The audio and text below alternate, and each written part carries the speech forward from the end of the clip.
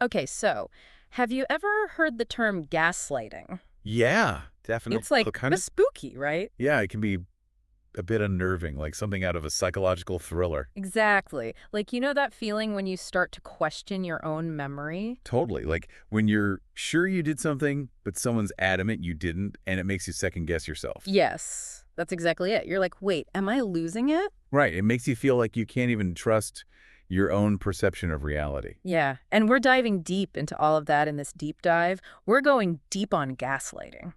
It's such a fascinating and important topic to unpack because it can really mess with your head. Oh, absolutely. And we're diving into Gaslighting 101, which, by the way, is not exactly light reading. Yeah, not at all. This stuff gets pretty intense. Yeah, so like, what is gaslighting? Well, in a nutshell, it's a form of manipulation Okay. where someone tries to make you doubt your own sanity, your own grip on reality. It's not just like little white lies here. Right. It's way more insidious than that. It's about eroding your sense of self, making you dependent on them for validation. It's about control, isn't it? Absolutely. By making you question your own reality, they gain power over you. That's so messed up. It is. And it's more common than you might think. And, you know, it's interesting that you mentioned the psychological aspect of this Mhm. because, like, we rely on others to kind of validate our experiences. We do. It's a fundamental human need. So when that validation gets twisted or denied, it can really mess you up. It can really shake your sense of self. Imagine feeling like you can't even trust your own memories. It's incredibly disorienting. And it can make you doubt your own instincts, which is a really vulnerable place to be. Exactly. And the more you doubt yourself, the more reliant you become on the person who's gaslighting you. It's like they become your only source of truth, even though they're the one distorting it. It's a vicious cycle. Definitely. And speaking of, this whole idea of questioning reality, Hmm. it reminds me of that play Gaslight. Oh, yeah, the one that actually gave gaslighting his name. Exactly. The husband dims the gaslights in the house, but then convinces his wife she's imagining it. It's a perfect example of how gaslighting can make someone doubt their own senses. Talk about a mind game. Right. It's a classic example of how insidious it can be. You start to question your own sanity. So, if we want to avoid falling into this trap, we need to be able to spot the signs. Absolutely. Knowledge is power when it comes to dealing with manipulation. So, how do we do that? How do we actually spot these gaslighting tactics before it's too late? Well, our source, Gaslighting 101, outlines 5 common tactics to watch out for. 5. Okay, let's hear them. So first up, we have denying events. Have you ever brought up something that happened and the other person's just like, nope, never happened, you're misremembering? All the time. Right. It's like they're trying to rewrite history right in front of your face. It's so frustrating. It is, and it's a classic gaslighting tactic. Oh. They deny reality to make you question your own memory. And make you feel like you're going crazy. Exactly. So that's the first one, denying events. What else? The second tactic is all about trivializing your feelings. Trivializing. Okay. So let's say you're expressing a genuine emotion, like you're upset or angry about something, and they just brush it off. Oh, like they tell you you're being too sensitive or dramatic.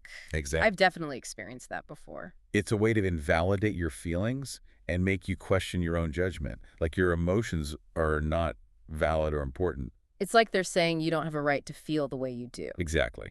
Wow. Okay, so that's 2 pretty sneaky tactics already. Denying events and trivializing your feelings. What's next? The third tactic is a classic, blame shifting. Yes, blame shifting. Always a good time. It never fails, right? Yeah. It's never their fault. Somehow, you're always the one to blame. They twist the narrative to make you question your own role in the situation. Oh my gosh, it's like they're master manipulators turning the tables so you end up apologizing for their mistakes. Exactly. They make you feel responsible for their actions, even when it's completely illogical. It's enough to make your head spin. And speaking of spinning, that brings us to our next tactic, confusion. Confusion. Yeah, they'll use circular logic, change the subject, or just throw out random comments to keep you off balance. Oh, so you're constantly second-guessing yourself. Exactly. Because you can't follow their train of thought. They want to keep you guessing, to erode your confidence in your own perception. The more confused you are, the more likely you are to accept their version of reality. Wow, this is giving me a headache just thinking about it. It's a lot, and there's one more tactic to go. Are you ready? Hit me with it. This one's called projection. Projection, like in those psychological tests with the ink blots. Well, kind of. It's where the gaslighter takes their own flaws and insecurities and projects them onto you. So instead of taking responsibility for their own stuff, they accuse you of doing the very things they're guilty of. Precisely. It's classic deflection. It's not me, it's you. They can't handle their own issues, so they put them on you. It's like they're holding up a distorted mirror reflecting their own crap onto you. It's no wonder that gaslighting can make you feel so insecure and unsure of yourself. So to recap, we've got these 5 common tactics of gaslighting to watch out for. Denying events, trivializing your feelings, blame shifting, using confusion, and projection. That's a lot to keep in mind. It is, but just knowing these tactics exist is a huge step in the right direction. Because once you can name it, you can start to protect yourself from it, right? So how do we tell if it's really gaslighting or just a difference of opinion? We'll be back in a bit to unpack that. So, okay, those 5 tactics are super helpful to know, but like, how can we tell if we're actually dealing with gaslighting or just like a disagreement, you know? Right, because not every disagreement is a sign of manipulation. Exactly. So it's important to remember that gaslighting is about a pattern of behavior, not just isolated incidents. Okay, so it's not like one time they say you're misremembering something and boom, that's it, you're being gaslighted. Exactly. It's more about a consistent effort to undermine your reality. So like, what kind of situations are we talking about here? Well, the book gives us a great example. Imagine you just got a big promotion at work. Okay, awesome. A healthy response from a friend or partner would be like, "That's incredible. I'm so proud of you." Right, for sure. But a gaslighter might say something like, "It's not that big of a deal. Anyone could have gotten that." Oh, wow. Okay, that's such a subtle difference, but I can see how it would be hurtful. It is because it undermines your accomplishment. It makes you question if you should even be excited about it. Exactly. And over time, those little digs can really chip away at your self-esteem. So it's about recognizing those unhealthy patterns and trusting your gut, right? Absolutely. If something feels off, it probably is. Don't ignore those red flags. And if we do find ourselves in a situation where we think we might be getting gaslighted, what can we do? How do we break free? Well, thankfully, Gaslighting 101 gives us some strategies. One of the most important ones is to trust your gut. Okay, I love that. Trust your gut. If something feels wrong, it probably is. Don't dismiss your intuition. Easier said than done Yeah. sometimes. It can be, especially if you've been gaslighted for a while. Right, because then you start to doubt yourself. Exactly. But it's crucial to start listening to that inner voice again. So trusting our gut is a big one. Are there any other strategies? Yeah, another good one is to keep records, like literally write things down. Oh, interesting. Okay. If you're dealing with someone who constantly denies events or twists your words, having a written account can be super helpful. Oh, so you're like, oh yeah, well, I wrote it down right here on this date at this time. Exactly. It's like having receipts for your own experiences. I love that. Receipts. Because gaslighters can be very convincing. That they can, and that's why having that objective evidence can be so grounding. Okay, so we've got trust your gut, keep records. What else? Another powerful tool is seeking outside perspectives. Like talk to friends and family. Exactly. Talk to people you trust, people who care about you. They can offer a fresh perspective and remind you of your own sanity when you're doubting yourself. It's like having a reality check, buddy. Exactly. They can help you see the situation more objectively. Because when you're in the thick of it, it can be hard to see clearly. Absolutely. And sometimes just hearing someone validate your experience can make all the difference. So we've got trust your gut, keep records, talk to trusted friends and family. And what about setting boundaries? I feel like that's got to be huge. You're absolutely right. Setting boundaries is essential. Because gaslighters often try to push your limits. Exactly. They want to see how far they can go.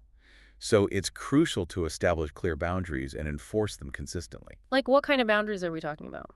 It could be anything from saying no to unreasonable demands to ending conversations that feel toxic. Okay, so like, I'm not going to discuss this with you anymore if you're going to keep twisting my words. Exactly. You have the right to protect your own well-being. Boundaries are so important. They are, and remember, setting boundaries isn't selfish, it's about self-preservation. Definitely, and I think this whole conversation just highlights how important it is to take care of ourselves, especially when we're dealing with something as manipulative as gaslighting. Absolutely, self-care is crucial in these situations. So what are some ways we can practice self-care when we're feeling drained and doubtful? Well, it could be as simple as taking some time for yourself, doing something you enjoy. Okay, like what kind of things? It could be anything from reading a book, taking a bath, going for a walk in nature, listening to music, whatever helps you relax and recharge. I love that. It's about prioritizing your own well-being, especially when someone else is trying to undermine it. And I imagine in some cases professional help might be necessary. Absolutely, if you're struggling to cope with the effects of gaslighting, don't hesitate to seek help from a therapist. They can provide a safe space to process your experiences and develop healthy coping mechanisms. Exactly. And remember, there's no shame in asking for help. It's a sign of strength, not weakness. So we've covered a lot about gaslighting in personal relationships, but this can actually show up in other areas of our lives too, right? Absolutely, gaslighting can happen anywhere, even on a larger scale, like in politics or the media. Ooh, that's a whole other can of worms. So are you saying we're being gaslighted by politicians and the media? Well, it's something to think about, right? We see politicians making claims that directly contradict verifiable facts or discrediting reliable sources of information. Ooh, it's like they're trying to control the narrative to make us doubt what we see with our own eyes. Exactly. And then you have media outlets selectively reporting events or using biased language to influence public opinion. It's like they're trying to shape our reality for us. In a way, yes, and it's important to be aware of these tactics so we can be more discerning consumers of information. So what can we do about it? Be critical thinkers, question everything, verify information from multiple sources, don't just blindly accept what you're being told. Especially in the age of social media, where misinformation can spread like wildfire. Oh, absolutely, social media is a whole other beast. Because it's so easy to get caught up in echo chambers and filter bubbles where we're only seeing information that confirms our existing biases. Exactly, so it's crucial to be aware of those biases and Hmm. actively seek out diverse perspectives. Okay, so trust our gut, keep records, seek outside opinions, set boundaries, and be critical thinkers. That feels like a lot to remember. It is. But don't worry, we'll recap everything at the end of the show. That's a good plan because this is a lot to unpack, but I feel like we're just scratching the surface here. We are, but that's the beauty of a deep dive, right? We get to really explore all the nuances of a topic. Exactly. So, where do we go from here? It's kind of scary to think about, like, how much of our reality is shaped by other people? It really is, especially in this day and age with social media and the constant bombardment of information. It's hard to know what to believe sometimes. Exactly. And this whole deep dive into gaslighting has me wondering, like, have I ever been gaslighted and just didn't realize it? I think it's a question we should all ask ourselves, honestly. Right. Like, have I ever doubted my own gut feeling because someone was so convincing? Or, like, let someone else's version of events override my own memory? It's definitely possible, and that's why it's so important to be aware of these tactics and to trust yourself. Absolutely. So, like, what can we do to protect ourselves from being gaslighted in the future? Or, like, to help a friend if we see it happening to them? Well, I think a lot of it comes down to what we've already talked about, trusting your instincts, setting boundaries, and seeking support when you need it. Okay, so those are, like, the big picture things. But, like, are there any, like, practical tips? Like, what do you do when you're in the middle of a conversation and you feel like you're being manipulated? That's a great question, and it can be really tough to deal with in the moment. One thing I always recommend is to just take a step back. Okay, yeah, like, excuse yourself from the conversation if you need to. Exactly. Just say, hey, I need a minute, and then take some time to gather your thoughts.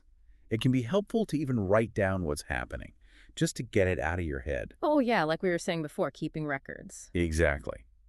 And then, once you've had a chance to process things, you can decide how you want to proceed. Maybe you need to set a boundary with that person, or maybe you just need to limit your interactions with them.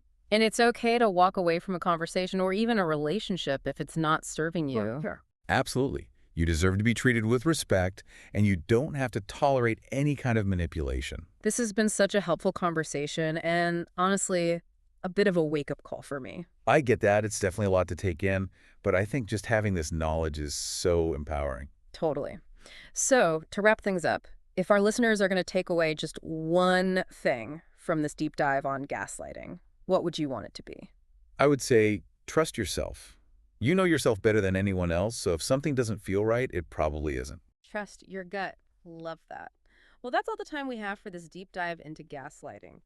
This has been such an important conversation, and I hope it's given our listeners the tools they need to identify and navigate this insidious form of manipulation. If you're interested in learning more about gaslighting, be sure to check out the show notes for a link to the full Gaslighting 101 source material. And remember, you're not alone.